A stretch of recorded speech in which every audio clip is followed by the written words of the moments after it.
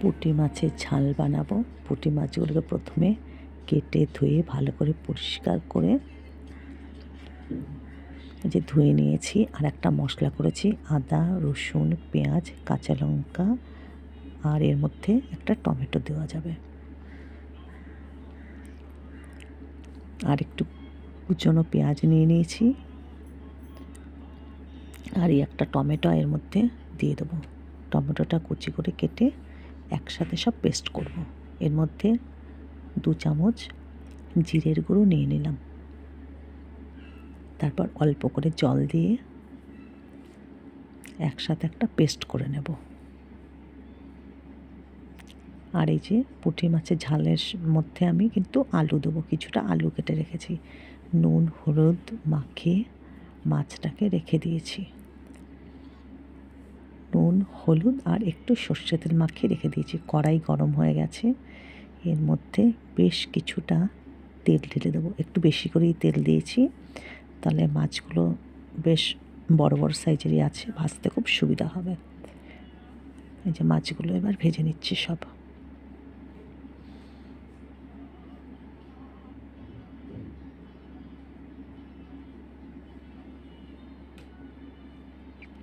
মাছগুলো একে একে করে সব ভেজে নেব।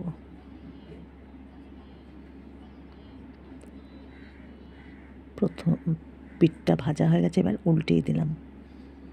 এইভাবে সব মাছগুলো ভেজে নেব। মাছগুলো সব আমার ভাজা হয়ে গেছে। মাছ ভাজার ওই তেলের মধ্যে একটু জিরে ফোড়ন শুকনো লঙ্কা দিয়ে দেবো। এর মধ্যে অনেকটাই তেল আছে। ফোড়নটা দিয়ে একটু কালো জিরে আর শুকনো লঙ্কা দেবো, সাদা জিরে দেবো না। কালো জিরে শুকনো লঙ্কা দিয়ে দিলাম। ফোড়নটা একটু ভাজা ভাজা হলে এর মধ্যে আলুটা ভেজে নেব। আলুটা এর মধ্যে দিয়ে ভালো করে একটু লাল লাল করে ভেজে নেব। এর মধ্যে পেঁয়াজ কুচিটা দিয়ে দিলাম। পেঁয়াজটা একটু হালকা ভাজা হলে আলুটা এর মধ্যে দিয়ে দিলাম। এবার আলু পেঁয়াজ একসাথে একটু নাড়াচাড়া করে ভেজে নেব।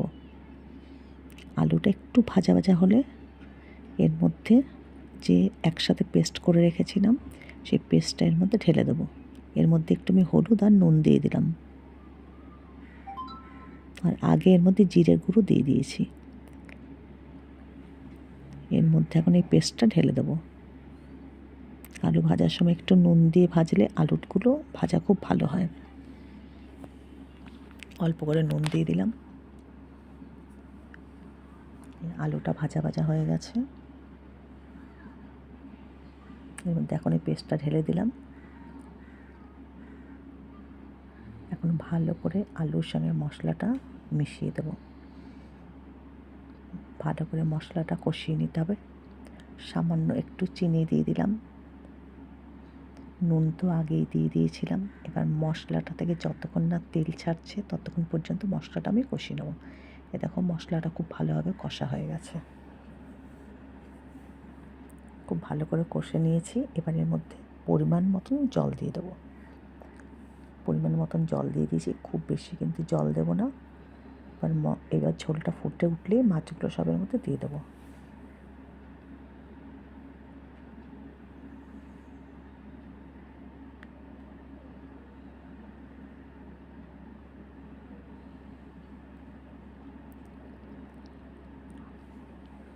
সব মাছগুলো এর মধ্যে দিয়ে দিলাম। মাছগুলো সব দিয়ে একটু ঢেকে দেবো।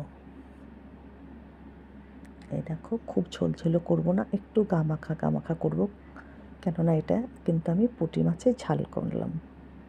2টো কাঁচা লঙ্কা মধ্যখান থেকে চিড়ে দিয়ে দিলাম ঝোলের ওপরে। নামানোর সময় একটুখানি গরম মশলা দিয়ে নামিয়ে দেবো। মাছের ঝোলটা কিন্তু একদমই রেডি হয়ে গেছে।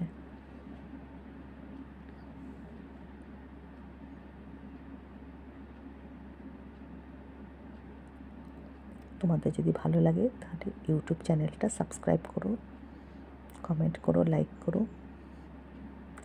গ্যাস অফ করে দিলাম। পুঁটি মাছের ঝাল কিন্তু একদম রেডি। দেখো কি সুন্দর দেখতে লাগছে। পুঁটি মাছের ঝাল একদম রেডি।